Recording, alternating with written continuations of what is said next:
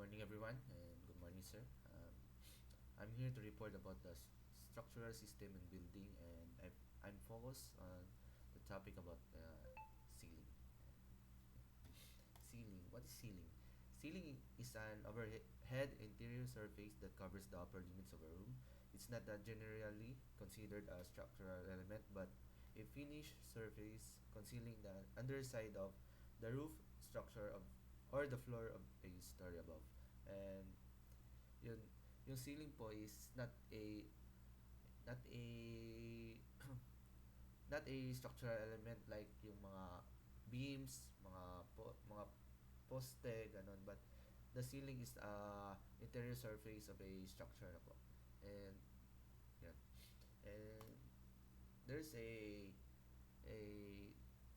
types of ceiling used in building construction. First is exposed ceiling. An exposed ceiling is pretty much exactly what the name implies. The overhead structure is visible with the naked eye. You'll see all the ductwork, trusses, and pipes that traverse the overhead space.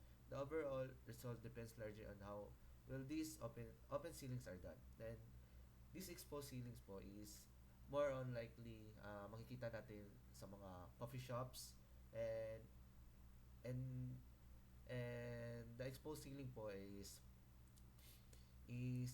bale expose yung mga nasa loob niya like the pipes and other na nasa loob ng ano na I mean nasa taas ng isang structure o sa taas nito and yun bale di siya nakabalot ng mga PVC plastics yung mga ganun po.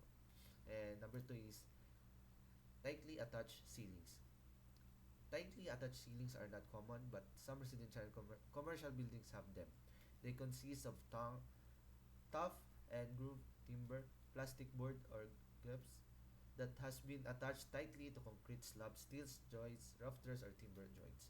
And the tight the tightly attached ceilings is di po siya common and like, pero meron din ito sa mga residential and commercial buildings po.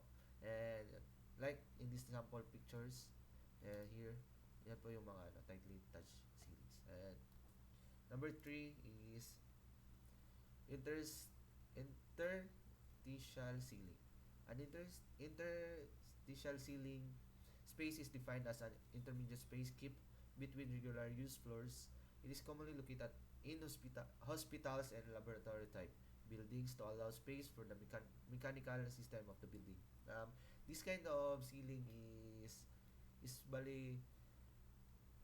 bali sa loob na o kaya nasa loob ng isang ano po sa isang ceiling is meron siyang mga mechanical system like this in this sample picture like that and bali nakatago na siya sa sa ceiling para hindi po siya visible sa sa mga tao or di siya visible sa ating mga naked eye para po maging malinis yung ating yung ating interior.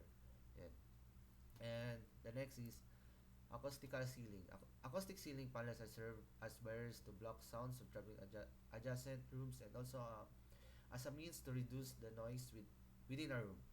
As they soften, remove, and diffuse sounds, acoustic panels help create a more pleasant environment free of echoes and bothersome noise. And this kind of ceiling po is typical makikita natin sa mga rooms sa schools and also sa hospitals. Yes, sa hospitals like sa ward, sa room, sa private room, ganun po. And typical makikita rin natin ito sa office para ma-reduce para ma-reduce yung noise and hindi siya gaano mag-echo. Next is radiant chilled ceiling. A radiant chilled ceiling is an alternative to traditional air conditioning system incorporating a single piece copper element into the back of a standard ceiling tile to help cool a room.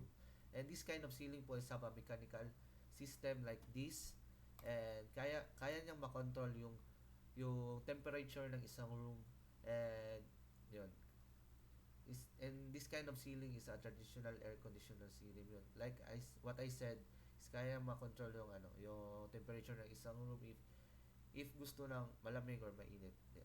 And this is the sample of the mechanism they use. And the last one is suspended ceilings. Suspended ceilings are sometimes referred to as a drop ceilings or false ceilings. As their name implies, these are suspended from the structure above, usually a roof or slab. This is create a space between the underside of the structure and the upper surface of the ceiling. And these ceilings is commonly used sa mga makikita natin ito halos sa mga private na mga like sa bahay and other resto and etc. And these kind of ceilings are they use a material of ano they use a material na si Parlins, yes. Commonly ang ginagamit nito is si Parlins and the partner yung si Parlins and the PVC PVC panel. Yes. And that's all. And